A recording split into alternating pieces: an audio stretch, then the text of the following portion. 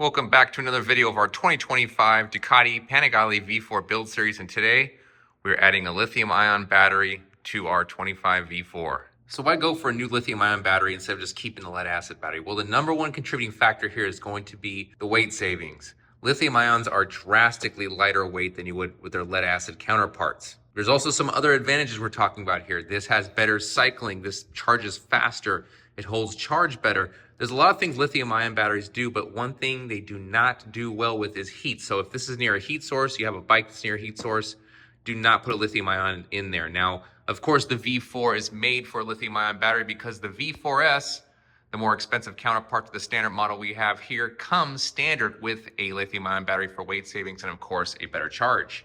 Now, before you start tearing into the bike, the first thing you're going to want to do is make sure this battery is charged. So you're going to have to go overnight and charge this thing. Now, this requires a charger that's specific to a lithium-ion battery, not a lead-acid charger, but a lithium-ion charger. You got to make sure that that's very important to make sure you take into account.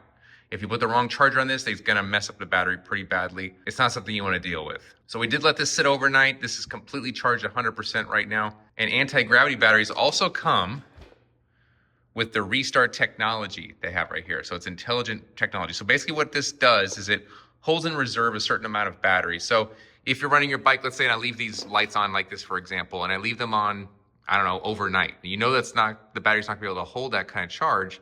So what it does is when it gets to a minimal charge level or a minimum charge level, it actually goes into sleep. It turns everything off, shuts off like the battery's dead. But then there's a button at the top of this. When I remove this cover off here, you guys will see. There's a button at the top here, and in that button, you can press it and it actually restarts the battery, and you can restart your vehicle just by pushing that button. That's the whole advantage to the anti-gravity batteries. We use this in a lot of our cars, bikes, stuff like that. It's a proven battery, it's very good. After charging your new battery, let's go ahead and pull out the old one. So to remove this top cover here to get to the battery, we first have to remove the two side screws. There's one here, one on the other side. These are both number 3 Allens. Now to pull this out, you want to pull up here on the sides. And there's 2 grommets. There's 2 that go here and there's 2 that go here that slide. These are all slide grommets. So pick up from the front. When you get it picked up, you slide forward. You get the key out of there. Slide forward, and there it comes out. And you can see right here, these are the grommets I'm referring to. And they're right here on the fairing itself. Now, if you happen to oopsie this and bend these tabs, they are metal, they bend back. I would just try to reduce the amount of bending you're doing on these tabs since they're a little bit fragile. Now you can see we have full access to the battery. This is the battery right here. And I have my trickle charger on here already. If you don't have a trickle charger, I recommend you install one if you don't have it. They're really awesome, especially for maintaining the battery. Make sure you have the lithium-ion battery charger if you have a lithium-ion battery as well. I have mine custom fitted to where I have it where it goes right up. Move this out of the way, where it goes right here. I plug right into it. And when I don't use it, it's right there. Keeping out of the way of everything, but also using the OEM outlets. First thing you do here is remove this. Kind of pulls out of the way just like that. It kind of clips in very weirdly. So it kind of slides in. These 2 arms right here go into here.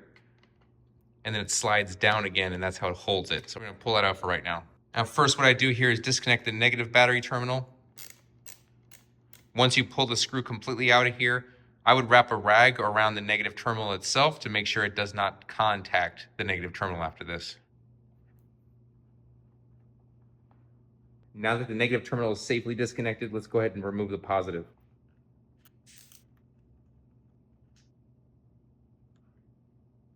When you safely move everything out of the way and you're making sure these aren't making contact with the terminals, you can easily slide the battery right out of here. All right, we have our lead acid original battery right here in the standard model, and we have our lithium ion battery right here. Let's see the weight difference. Let's go ahead and change units here. Ounces. There we go. Let's throw this on. 5 pounds, 7 ounces. Well, just about 7 ounces. So 5 pounds, 6.9 ounces. Now let's see what the lithium ion is. 1 pound, 8 ounces. So we are saving a grand total of 3.8 ounces just by switching over to the anti-gravity battery. Now for the cost of this, which is $140 from anti-gravity, that's really good. You're saving 3.8 pounds for 140 bucks. That's almost unheard of. That's really cheap weight savings. All right, now we're ready to install our new battery. We have our positive to the right, negative to the left. You can see it right here, positive, negative. Real easy, just slide this in.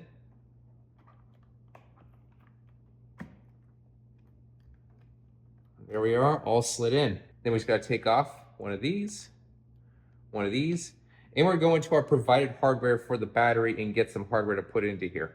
So this is the hardware right here that it comes with, and you can see we've got the post, we've got the screws, and we've got washers. Now I'm gonna only use one set of this, but it does come with two sets, meaning you can do the front and the rear of this if you have enough accessories to plug into it. But because we only have the battery and we only have the trickle charger, I'm just gonna use the two posts like we did on the standard battery.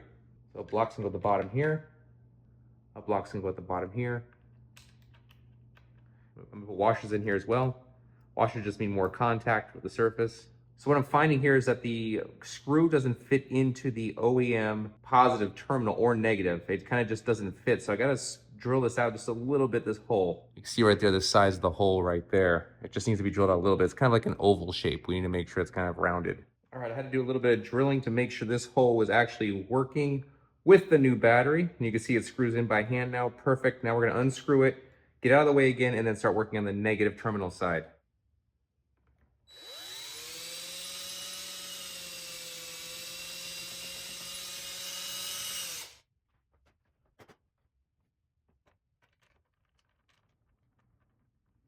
There we go. We got this one finally seated in there too. The best way I found to drill it out, you can see I went a little bit side to side and then up and down. And then that will fit right into that post right now because the post wasn't fitting before. Now it works. Now it's just a matter of screwing everything back in. Positive first, negative second.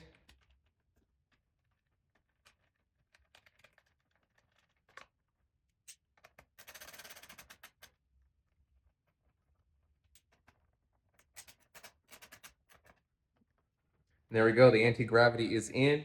Now, of course, you want to key cycle your bike to make sure it's functioning. Got the key right here. Main power, got dash. The only thing we have to do is set our date and our time now. So now we know everything's good. We can put everything back together again. This does not fit with the new battery, so you're gonna have to discard this with the old battery. Now, I suggest being very careful putting these screws back in. I do them with hand first, and then tighten them up because these ones love to strip.